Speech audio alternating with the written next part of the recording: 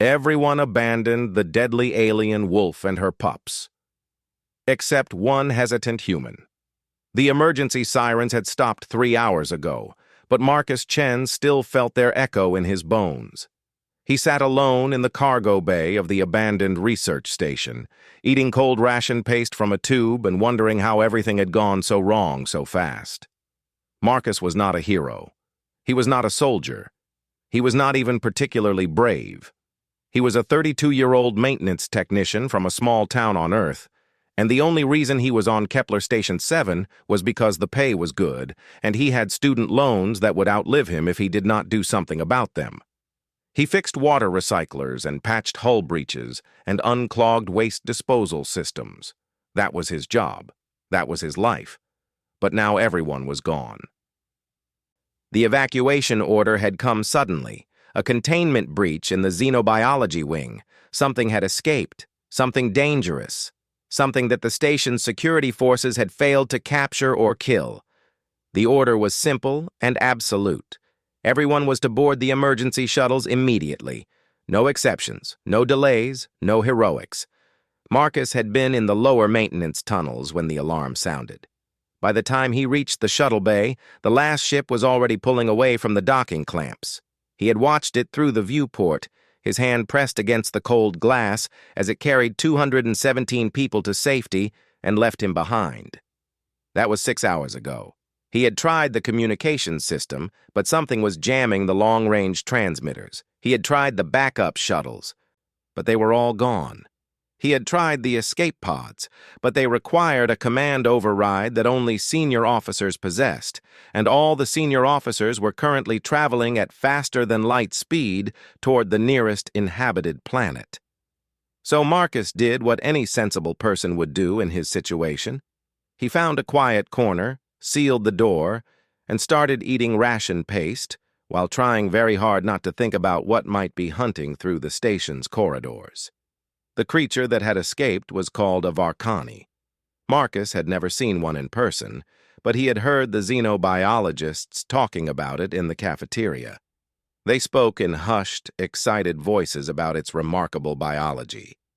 6 legs, armored scales that could deflect small arms fire, jaws strong enough to crush titanium, eyes that could see in complete darkness. A predator evolved on a death world where everything either killed or was killed. The Varkani was, according to the xenobiologists, one of the most dangerous creatures ever discovered by human explorers. It was also, apparently, very angry about being kept in a cage. Marcus finished his ration paste and stared at the empty tube. He had maybe 3 days of food in this cargo bay, maybe a week of water if he was careful. The station's life support would keep running on automatic for months, so he would not suffocate. But eventually, someone would have to come looking for survivors. Eventually, a rescue ship would arrive. He just had to stay hidden until then. A sound came from somewhere in the station, a deep, rumbling growl that seemed to vibrate through the metal walls themselves. Marcus froze. The sound came again, closer this time. Then there was a crash, like something heavy hitting the floor. Then silence. Marcus held his breath. His heart pounded so loud he was certain the creature could hear it. He stared at the sealed door of the cargo bay and prayed to every god he had ever heard of that it would hold. Minutes passed. Nothing happened. Slowly, carefully, Marcus let out his breath. Maybe the creature had moved on. Maybe it was hunting in a different part of the station. Maybe he was safe. Then he heard something else. Something that made his blood run cold. It was a whimper. A small, pitiful sound, like a puppy crying for its mother. Marcus sat very still. The sound came again, and again. Multiple voices now, high and weak and desperate. He knew he should stay where he was. He knew he should keep the door sealed and wait for rescue. He knew that investigating strange sounds in a station that contained a deadly alien predator was quite possibly the stupidest thing a person could do. But the whimpering continued. And something inside Marcus, something he did not understand and could not control, would not let him ignore it. He stood up. His legs were shaking. His hands were sweating. Every instinct he possessed was screaming at him to sit back down and stay hidden. But he walked to the door anyway and placed his palm on the control panel. The door slid open. The corridor beyond was dark. The emergency lighting cast everything in a dim red glow that made the shadows seem alive. Marcus stepped out and listened. The whimpering was coming from somewhere to his left, toward the xenobiology wing, toward where the Varkani had escaped. Marcus walked. He walked past empty laboratories and abandoned offices. He walked past overturned furniture and scattered personal belongings left behind in the rush to evacuate. He walked past a wall that had deep claw marks gouged into the metal, each one as long as his arm. He walked toward the sound of crying. The xenobiology wing was a disaster. Containment cells stood open and empty. Equipment lay smashed on the floor. Some kind of green fluid was leaking from a ruptured tank, spreading across the deck in a slowly expanding puddle, and in the corner of the main observation room, surrounded by broken glass and twisted metal, was the Varkani. Marcus stopped breathing. The creature was enormous. Even lying on its side, it was twice his height at the shoulder. Its scales were a deep midnight blue, shot through with veins of silver that seemed to pulse with their own inner light. 6 powerful legs ended in claws that looked capable of tearing through steel. Its head was massive, with jaws that could easily bite a man in half. But the Varkani was not moving. Its eyes were closed. Its breathing was shallow and labored, and Marcus could see why. A metal rod, thick as his wrist, was embedded in the creature's side. Blood, dark purple and thick as oil, pooled beneath its body. The escape had not been clean. The Varkani had been hurt, badly, and pressed against its belly, sheltered by its massive form, were 3 small shapes. The pups were the size of large dogs. They had the same midnight blue scales as their mother, but theirs were softer, not yet fully hardened. Their eyes were open, huge and golden and filled with fear. They were the ones making the whimpering sounds. They were the ones crying. They were babies, scared, hungry babies whose mother was dying in front of them. Marcus stood in the doorway, unable to move, unable to think. This was the creature that had terrorized the station. This was the monster that everyone had fled from. This was the deadly alien predator that he had been hiding from for hours. And she was a mother who had escaped captivity to protect her children. A mother who had fought her way through security teams and sealed doors and everything else the station had thrown at her. Not because she was a mindless killing machine, but because her babies were in danger. The xenobiologists had been studying her pups in a separate containment unit. Marcus remembered hearing about it now. They had separated the family for easier observation. They had taken a mother's children away from her. No wonder she had broken out. One of the pups looked up and saw Marcus standing in the doorway. It let out a sharp cry of alarm, pressing closer to its mother's body. The other 2 followed its gaze, their golden eyes fixing on the human with a mixture of fear and hostility. The mother Varkani's eyes opened. Marcus had never seen anything so terrifying in his entire life. Those eyes were ancient and intelligent and filled with a fury that went beyond anything he could comprehend. The creature tried to rise, tried to put herself between her pups and this new threat, but she was too weak. She collapsed back to the floor with a sound that was half growl and half groan of pain. But her eyes never left Marcus, and in them, he saw a promise that if he took one step toward her children, she would find a way to kill him, no matter what it cost her. Marcus raised his hands slowly. He had no idea if the gesture meant anything to an alien species, but it was all he could think to do. "I am not going to hurt them," he said. His voice was barely a whisper. "I am not going to hurt you." The Varkani's lips pulled back, revealing teeth as long as his fingers. A low growl rumbled in her chest. "You are hurt," Marcus continued. He took a slow step back, showing that he was retreating, not advancing. "That metal in your side. It will kill you if someone does not remove it. Your babies will be alone." The growling stopped. The Varkani's eyes narrowed, studying him with an intensity that made him feel like a specimen under a microscope. "I am not a doctor," Marcus said. "I am not a scientist. I fix things, pipes and wires and broken machines. But I have medical supplies in the cargo bay, bandages and antiseptic and pain medication. I do not know if they will work on you, but they are better than nothing."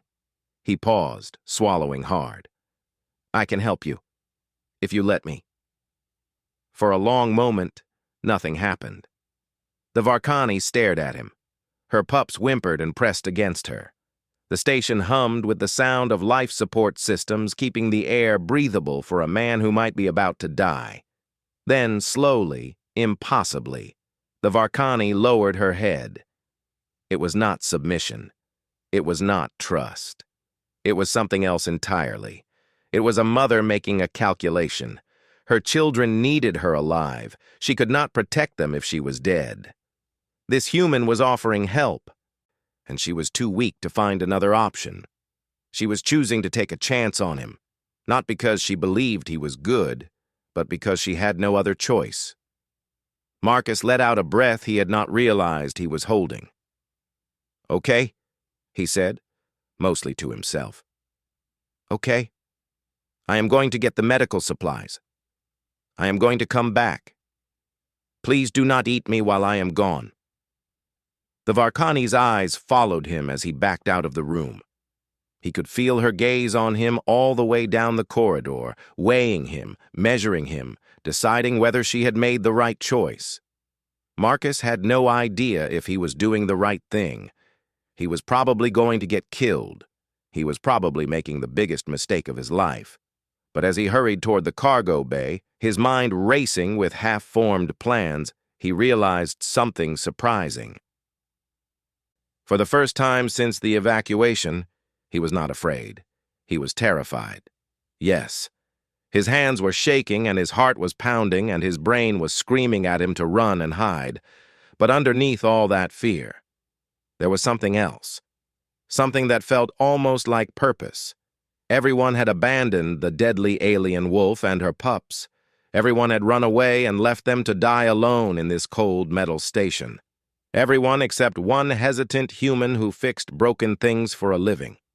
Marcus returned to the xenobiology wing carrying everything he could find: medical kits from 3 different emergency stations, bottles of antiseptic and tubes of wound sealant, bandages and gauze and surgical tape, a bottle of painkillers that were meant for humans and might do absolutely nothing for an alien biology. He also brought food. Every ration pack he could carry. He had no idea what Varkani ate, but he figured hungry babies were hungry babies, regardless of species. The mother was still lying in the same position when he arrived.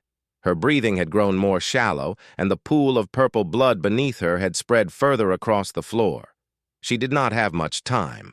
Her pups had arranged themselves in a protective formation around her head. When Marcus appeared in the doorway, they let out a chorus of warning growls that would have been intimidating if they were not so small and scared. "Easy," Marcus said softly. "Easy. I am here to help." He set down his supplies and approached slowly, keeping his hands visible at all times. The pups watched him with their golden eyes, their small bodies tense and ready to fight. The smallest one, barely larger than a house cat, bared its teeth at him. The mother made a low sound. It was not a growl, but something else, a command. The pups immediately fell silent and backed away, though they continued to watch Marcus with obvious distrust. Marcus knelt beside the wounded creature. Up close, she was even more impressive. Her scales shimmered with an iridescent quality that the dim lighting had hidden before. Her claws, retracted now, were easily 6 inches long. Her body radiated heat like a furnace. "This is going to hurt," Marcus said, examining the metal rod. "I am sorry. I do not have any way to numb the pain, But I have to get this out of you. The Varkani turned her head slightly, meeting his eyes. There was something in her gaze that might have been acknowledgement, or acceptance, or simply exhaustion. Marcus took a deep breath and wrapped his hands around the rod. The next few minutes were the worst of his life. The rod had gone deep, and removing it required strength and precision that Marcus was not sure he possessed. The Varkani made no sound as he worked, though her muscles trembled with the effort of staying still. Her pups whined and paced in tight circles, desperate to help their mother but not knowing how. Finally, with a horrible wet sound, the rod came free. Purple blood gushed from the wound. Marcus grabbed the antiseptic and poured it directly into the injury, praying that it would not poison an alien physiology.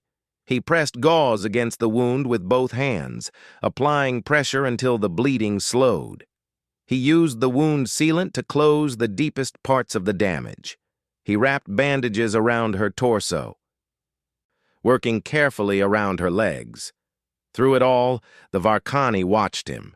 Her breathing was steadier now, though still weak. Her eyes never left his face. When he was done, Marcus sat back on his heels and wiped the sweat from his forehead with a blood-stained hand. "That is the best I can do," he said. "I am not a doctor. I do not know if it will be enough. But you are not bleeding anymore, and that has to count for something." The mother made a sound deep in her chest. It was unlike anything Marcus had heard before. A rumble that started low and rose in pitch, ending in something that almost sounded like words. He did not understand it, but he felt something in the sound. Gratitude, perhaps, or at least the acknowledgement of a debt. One of the pups, the bravest or perhaps the most curious, approached Marcus cautiously. It sniffed at his hand, its nose twitching as it catalogued his scent. Its golden eyes looked up at him with something that was no longer pure hostility. Marcus slowly reached out and touched the top of its head. The scales were warm and surprisingly smooth, like polished stone heated by the sun. The pup flinched at first, then leaned into the contact, making a small sound of surprise and pleasure. "You are not so different from Earth dogs," Marcus murmured. "Just bigger and scalier, and probably capable of killing me in about 3 seconds. The other 2 pups watched this interaction with obvious interest. After a moment, the smallest one crept forward and bumped its head against Marcus's knee. The third hung back, still suspicious, but its posture was less aggressive than before. Marcus opened one of the ration packs. The protein paste inside was meant for humans, but he offered a small amount to the brave pup anyway. It sniffed the food carefully, then took it from his fingers with surprising gentleness. Within minutes, all 3 pups were eating from his hands. The mother watched this with an expression that Marcus could not read. He offered her food as well, but she turned her head away. She was too weak to eat. Too weak to do anything except lie there and hope that the strange human's medicine would work. Marcus stayed with them through the night. He told himself it was because the cargo bay was no safer than anywhere else on the station. He told himself it was because he needed to monitor the mother's condition. He told himself many things that were not the real reason. The real reason was that he could not bring himself to leave them alone. He talked to pass the time. He told them about Earth, about blue skies and green forests, and oceans so vast they seemed to stretch forever. He told them about his childhood, about the dog he had loved as a boy, about the grandmother who had taught him how to fix things with his hands. He told them about his dreams and his disappointments and the path that had led him to this station on the edge of explored space. The Varkani pups did not understand his words, but they seemed to understand his tone. They curled up around him as he talked, their warm bodies pressing against his legs and his back. The smallest one fell asleep in his lap, its breath rising and falling in a steady rhythm. And the mother listened.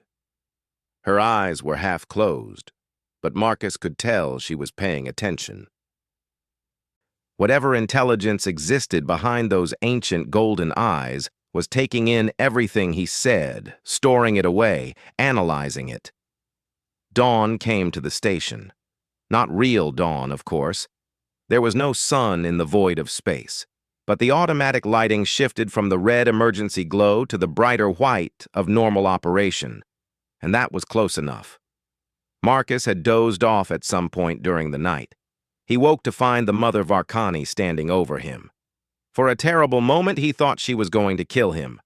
Her jaws were inches from his face, and those massive teeth could end him before he even had time to scream. But she did not attack. Instead, she lowered her head and pressed her nose against his chest. A deep rumble vibrated through her body and into his. It took Marcus several seconds to realize what was happening. She was thanking him. The wound in her side was still bandaged, still healing, but she was standing. She was moving. She was alive. And she remembered who had saved her. Marcus reached up slowly and placed his hand on the side of her massive head. Her scales were cooler now, her temperature returning to normal. She closed her eyes at his touch and leaned into it, just as her pups had done. "You are welcome," Marcus whispered. A loud beeping sound shattered the moment. Marcus scrambled to his feet, his heart racing.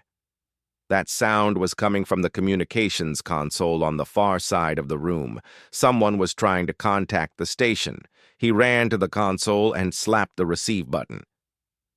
"This is Kepler Station 7, he said breathlessly. "Is anyone there?" Static filled the speakers. Then a voice broke through. "Kepler Station 7, this is the UEN Redemption. We are responding to your distress signal. We have a security team ready to board and eliminate the escaped xenobiological specimen. Please confirm your status and location."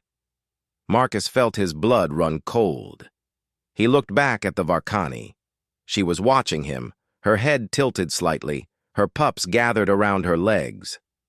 She did not understand the words, but she understood something was wrong. Her body tensed, preparing for a fight she was in no condition to win. "Kepler Station 7, please respond. What is your status?"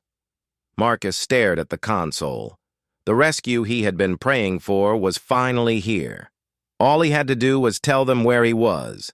All he had to do was step aside and let the security team do their job. All he had to do was abandon the creatures who trusted him. His finger hovered over the transmit button. The smallest pup walked over and sat beside him, looking up with those golden eyes. It did not know what was happening. It did not know that people were coming to kill it and its family. It just knew that the human had been kind, and kindness was something worth staying close to. Marcus made his decision. Redemption.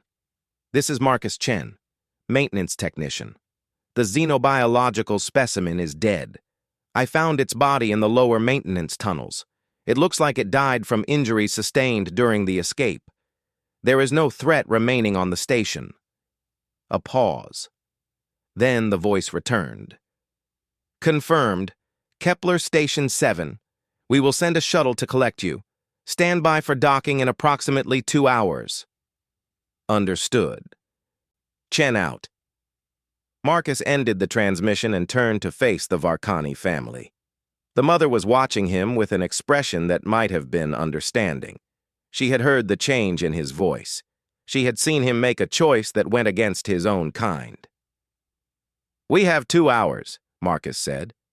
2 hours to figure out how to get you off this station before they realize I lied." The mother made a sound, low and complex and strangely melodic. It was not a growl or a whimper or any of the other sounds Marcus had heard her make. It was something new. The smallest pup responded with a similar sound. Then the other two. They were communicating. Actually communicating in a language Marcus could not understand, but could somehow feel the edges of. When the mother looked back at him, there was something different in her eyes.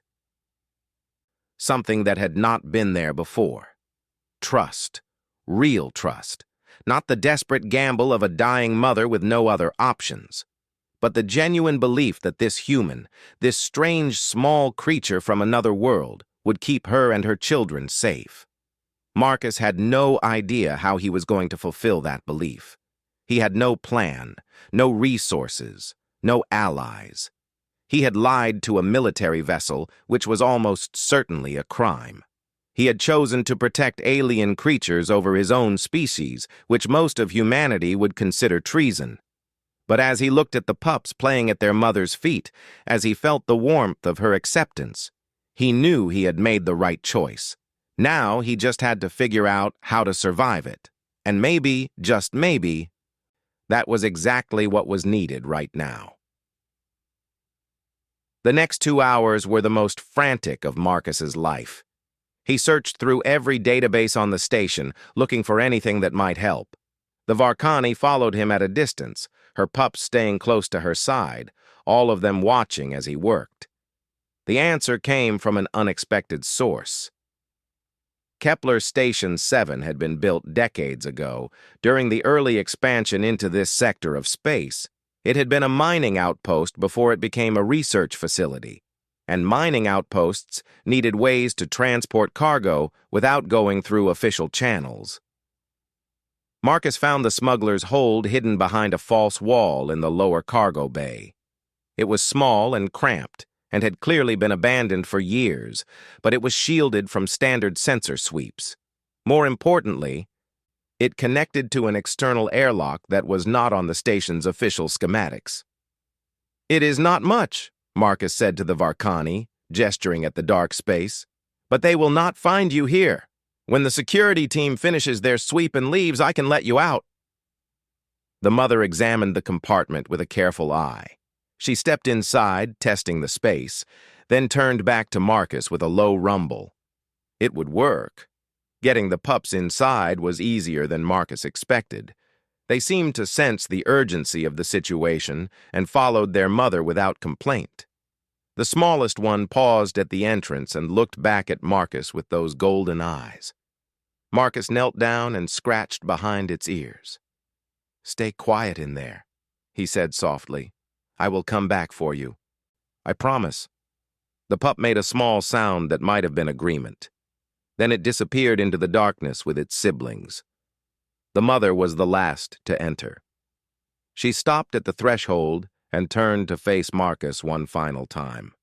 For a long moment, they simply looked at each other. The deadly alien predator and the hesitant human maintenance worker. Two beings from different worlds who had somehow found trust in the strangest of circumstances. The Varkani lowered her massive head and pressed her nose against Marcus's forehead. The gesture was tender in a way he had not expected from such a powerful creature. A blessing, perhaps, or a farewell.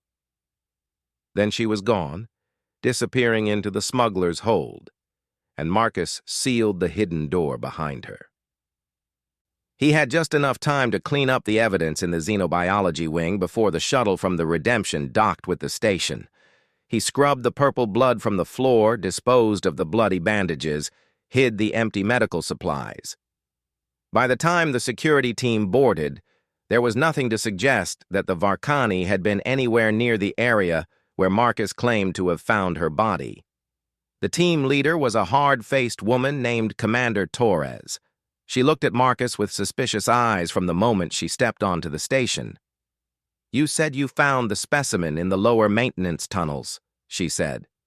"Show me." Marcus led her through the station, making up details as he went. He pointed to random corridors and told her about tracking the creature's movements. He showed her scratches on the walls that could have been made by anything. He brought her to a section of the maintenance tunnels where he had staged some debris to look like a fight scene. Torres examined everything with professional thoroughness.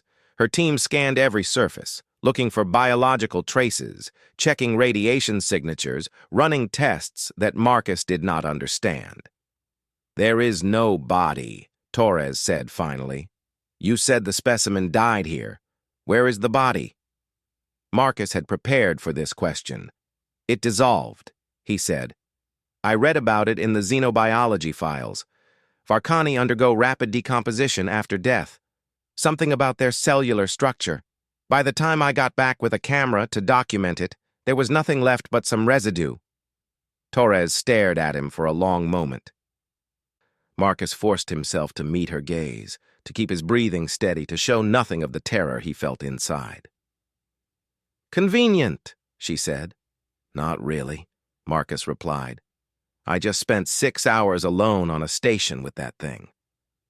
There was nothing convenient about it. Torres's expression softened slightly. She looked around the empty corridors, the abandoned equipment, the signs of hasty evacuation that covered every surface. "You were lucky," she said. "Most people would not have survived." "I know." Torres nodded slowly. Then she turned to her team. "Continue the sweep. I want every section of this station checked twice before we leave. If that thing is still alive, I want to know about it." The sweep took 4 hours. Marcus stayed with the security team the entire time, answering questions, providing access codes, doing everything he could to seem helpful and cooperative.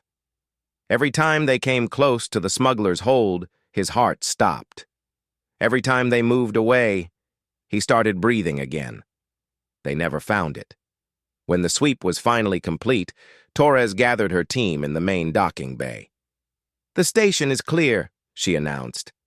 "The specimen appears to have expired as the survivor indicated. We will be departing in 30 minutes.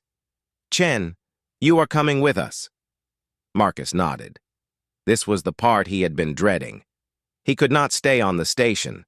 That would raise too many questions. He had to leave with the security team, had to return to human space, had to pretend that everything was normal. But leaving meant abandoning the Varkani family. They would be trapped in the smuggler's hold with no food, no water, no way to escape. The station would be sealed and quarantined pending investigation. It could be weeks or months before anyone returned. They would die in there, slowly and alone in the dark, unless Marcus did something about it. He excused himself to gather his personal belongings. Instead, he went straight to the station's control center. The docking bay sensors showed the Redemption's shuttle still attached to the main airlock. The security team was performing final equipment checks. He had maybe 20 minutes before they came looking for him. Marcus worked fast. He accessed the station's environmental controls and programmed a series of delayed commands. In 6 hours after the Redemption was long gone, the smuggler's hold would open automatically. The external airlock would cycle. A distress beacon would activate, broadcasting a signal on frequencies that only Varkani ships were known to monitor.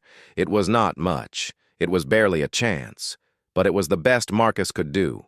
He programmed one more thing, a message, stored in the station's computer, set to play if the Varkani ever returned. "My name is Marcus Chen," the recording said. "I do not know if you can understand this, but I want you to know something. Your species terrifies mine. We see you as monsters, predators, threats to be eliminated. But I spent one night with a mother and her children, and I learned that you are none of those things. You are families. You protect the ones you love. You show gratitude to those who show you kindness. That makes us more alike than different. I hope you find your way home. I hope your children grow up strong and safe. And I hope that someday, our species can meet again under better circumstances. Until then, take care of each other. That is what really matters." He ended the recording and wiped his eyes. Then he gathered his few belongings and returned to the docking bay. The journey back to human space took 3 weeks. Marcus answered countless questions from investigators and military officials. He told his story so many times that the lies started to feel like truth. He was debriefed and examined and cleared for release. Nobody ever discovered what really happened. Marcus returned to Earth. He paid off his student loans with the hazard pay he received for surviving the incident. He took a job at a repair shop in his hometown, fixing broken machines just like he always had, but he never forgot the creatures he had saved.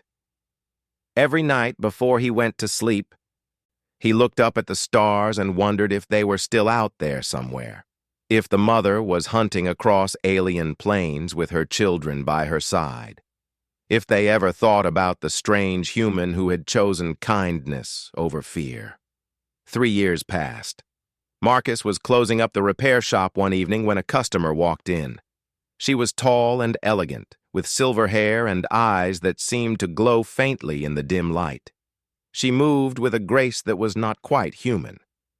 "Marcus Chen?" she said. Marcus set down the wrench he was holding. "That is me. Can I help you?" The woman smiled. It was a strange smile, full of teeth that were just slightly too sharp. "My name is Silara," she said. "I represent the Varkani Confederacy. We received your message." Marcus felt his heart stop. "We have been looking for you," Silara continued.